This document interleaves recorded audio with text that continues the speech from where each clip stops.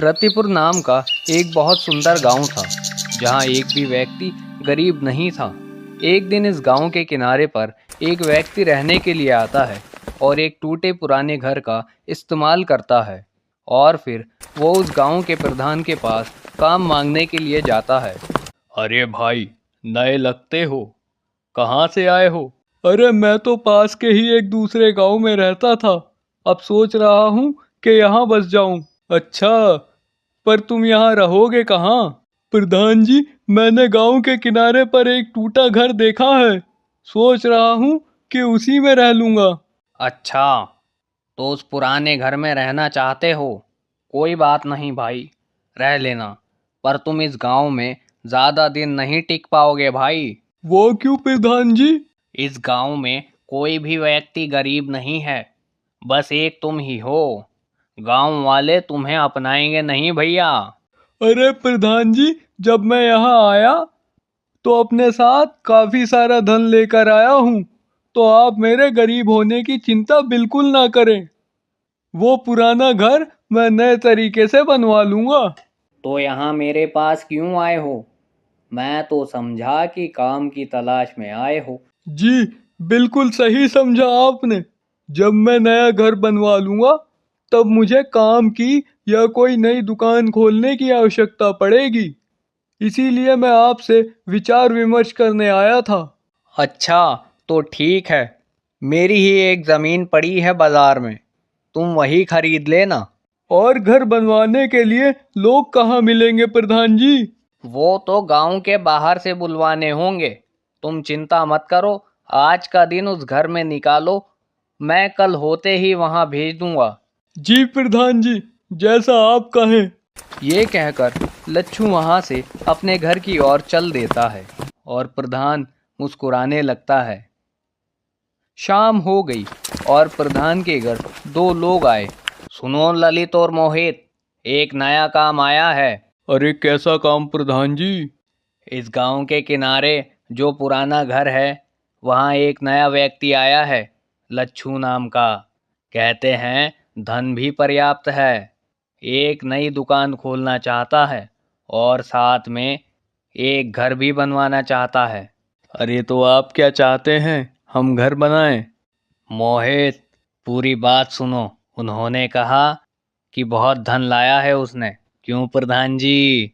एकदम सही समझा तुमने।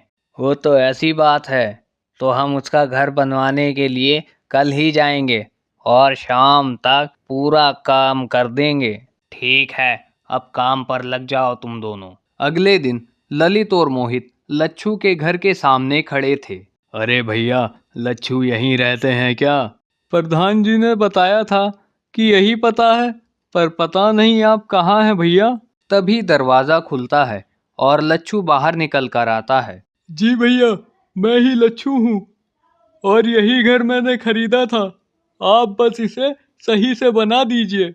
चिंता ना करिए, साफ कर देंगे पूरा, और ये बंजर घर लगने लगेगा चकाचक। ठीक है भैया, और पैसे की चिंता ना करिएगा, मैं सारा पैसा काम होते ही दे दूंगा आपको। ललित और मोहित घर के अंदर घुसते ही वो देखते हैं कि वहां बस एक संदूक रखा है और एक कपड़ों का थैला। ठीक है भैया, तो अब हम काम शुरू कर देते हैं। जी, आप दोनों काम शुरू करें, कोई ज़रूरत हो तो मुझे बताइएगा। जी भैया जी, ज़रूर बताएंगे। दोनों को काम करते करते काफ़ी देर हो गई थी, कड़ी धूप भी हो चुकी है। लच्छू कहता है, भैया मैं आप दोनों को कुछ खाने का ले आता हूँ। जी भैया, भूख तो अब लग गई है, आप आएंगे तब तक हम आज का काम पूरा कर लेंगे। हाँ, पूरा साफ कर देंगे। ठीक है भैया, आप दोनों लगे रहिए, मैं अभी आता हूँ। लच्छू वहाँ से ये कहकर चला गया।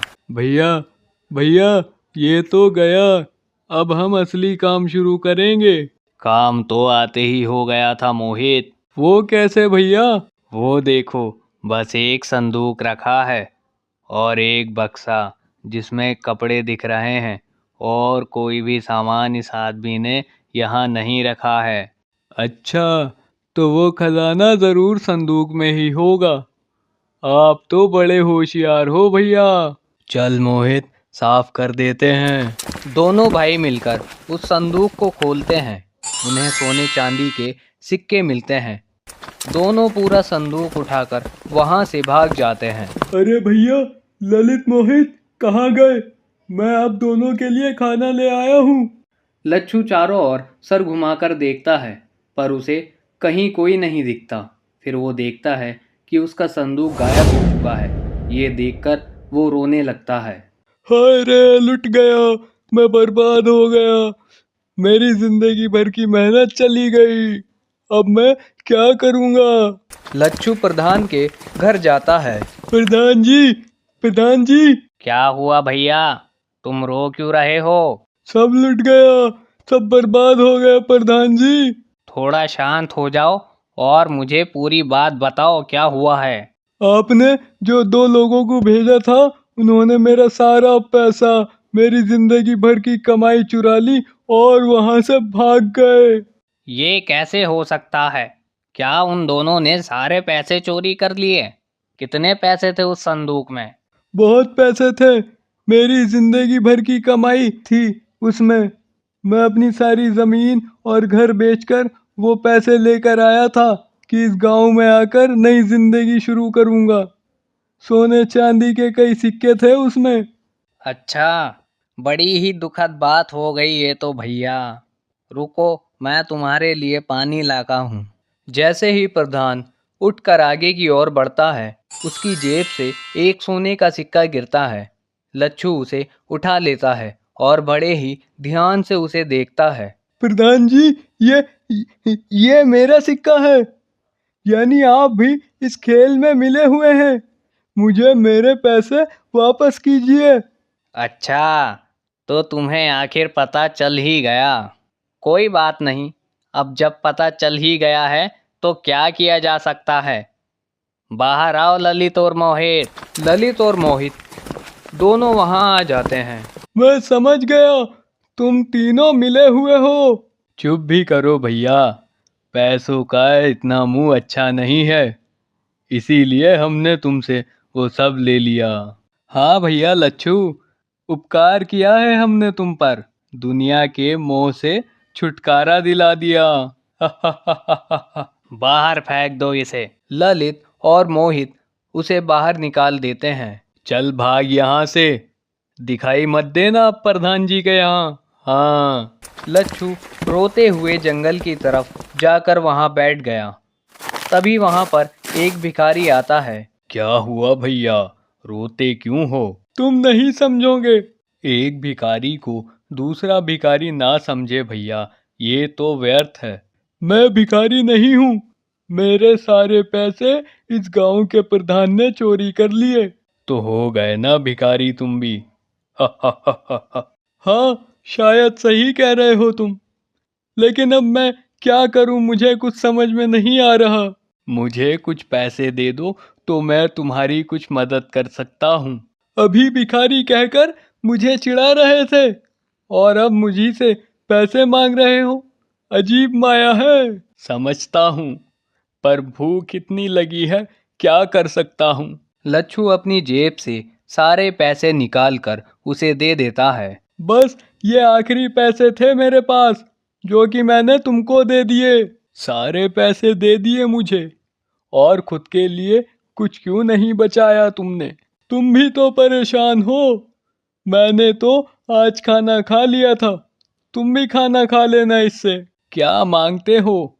मैं भी तुम्हें वो दूंगा। मेरा बोला खाली नहीं जाता, इसलिए सोच समझ के बोलना। शायद तुम झूठ नहीं कह रहे, लेकिन फिर भी फिलहाल मैं इस हालत में नहीं हूँ कि कुछ सोच सकूं और मांग सकूं। तो अपनी इच्छा से जो उचित समझो वो दे दो। ठीक है, जिस घर में तुम रह रहे थे ना, वहां पर एक खुफिया महल आ जाएगा। क्या सच में? इतना भव्य घर तुम मुझे क्यों दे रहे हो? मैं इन सब चीजों से दूर हूँ भैया। मैं न किसी से भीख मांगता हूँ और न ही किसी को कुछ देता हूँ। जो दान में मिल जाए वो बिना कुछ कहे स्वीकार कर लेता हूँ। तुमसे मैंने मांगा था तो तुम्हें लौटा दिया, तभी भिखारी वहाँ एक संदूक प्रकट करता है और लच्छू को दे देता है। ये संदूक कैसा है? भैया, इस संदूक में अनगिनत पैसे हैं, ताकि तुम्हें कभी भी पैसे का अभाव ना हो। तुम्हारे अतिरिक्त अगर कोई भी इस संदूक को खोलेगा तो वो इसमें कैद हो जाएगा। आपका बहुत बहुत धन्यवाद महंत जी। अरे भैया, चिंता क्यों करते हो? भगवान का नाम भजो और बस काम करते रहो, फिर जो होता है होने दो। फिर वहाँ से वो भिखारी चला जाता है और लच्छू भी संदूक लेकर उस घर की तरफ निकल पड़ता है। और जैसे ही लच्छू दरवाज़ा खोलता है तो मानो अंदर से वो जैसे कोई महल बन गया हो। हे भगवान, ये तो सचमुच एक महल की तरह है। लच्छू बड़ा ही हैरान होकर पूरे महल को देख रहा होता है। तभी उसे दरवाजे पर एक दस्तक सुनाई देती है। लच्छू संदूक को रखकर दरवाज़ा खोलने के लिए जाता है। दरवाज़ा खोलते ही ललित मोहित अंदर घुसे चले आते हैं और एक पल के लिए वो हैरान हो जाते हैं। ये क्या है? कैसे? कहाँ से? कब से? क्या काम है? अब क्यों आए हो यहाँ पर? प्रधान जी, अंदर आइए। प्रधान भी घर के अंदर आ जाता है। क्या है? आप तीनों को अब क्या चाहिए मुझसे? दिव्य दिव्य है ये भवन। कहाँ से मिला तुमको? तुमसे मतलब? अपने काम से काम रखो और अब चले जाओ यहाँ से। इस घर पर मैं कब्जा कर लूंगा कुछ दिनों में। और ये संदूक जो वहां दिख रहा है ना, इसमें लगता है बहुत पैसे रखे होंगे इसने। हाँ प्रधान जी, सही कह रहे हैं आप। वैसा ही संदूक है जैसा ये लेकर आया था। हमें लगा बस एक है इसके पास, पर इसने तो दूसरा भी छुपा रखा है। इतना बड़ा दिव्य और खुफिया महल मेरे जैसे प्रधान के लिए ही बना है, और ये संदूक इस महल के साथ मिल रहा है। भाई वाह! चलिए इसे खोलते हैं प्रधान जी। नहीं, इसे मत छूना। इसे बस मैं ही खोल सकता हूँ। अगर किसी और ने इसे खोलने की कोशिश की तो पता नहीं क्या हो जाएगा। बेवकूफ समझा है क्या? लच्छू की बात काटकर प्रधान ललित और मोहित उस संदूक को खोलते हैं। वो जैसे ही उसे खोलते हैं वो तीनों को अंदर खींच लेता है। लच्छू तीनों को देखता रह जाता है और फिर डर से तुरंत संदूक को खोलकर देखने लगता है तो उस संदूक में बस हीरे और जवाहरात ही मिले और वो तीनों कहाँ चले गए इसका कोई पता नहीं चल पाया। तब से लच्छू अपने खुफिया महल में रहने लगता है।